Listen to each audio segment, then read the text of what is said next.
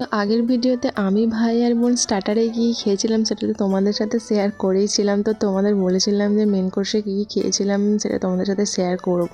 তো দিয়েছিল স্যালাড, লেবু, আর তার সঙ্গে ছিল ফিশ কাটলেট। তো ফিশ কাটলেটটা তো আমার হাফ খাওয়ার পরে আমাকে কাসুন্দি দিয়েছিল, কিন্তু এমনিতেও ভালো লেগেছিলো, খুব ভালো লেগেছিলো ফিশ কাটলেটটা। আর এই সব জিনিস কাসুন্দি দিয়ে বেশি খেতে ভালো লাগে সেটা তোমরা জানো, কিন্তু ফিশ কাটলেটটা এত ভরে ভরে ফিশ দেওয়া ছিল যে কী বলবো তোমাদের।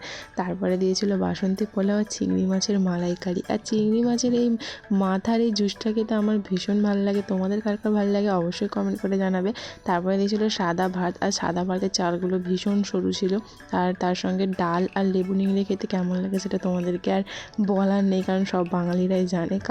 তার সাথে দিয়েছিল যে মাশরুম চিংড়ি। আর মাশরুম চিংড়িটা আমি প্রথম কোনো বিয়েবাড়িতে ট্রাই করলাম, কিন্তু ভালোই হয়েছিল খেতে, মাশরুমগুলো খুব সফট হয়েছিল।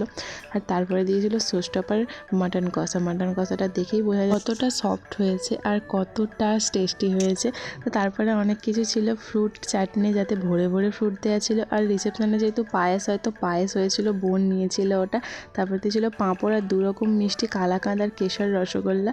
কেশর রসগোল্লাটা খুব টেস্টি হয়েছিল খেতে। আর তারপরে দিয়েছিল রাজস্থানি কুলফি। আর ভাই তো এখানে ফায়ার পান ট্রাই করেছিল। তো ভিডিওটা ভালো লাইক করে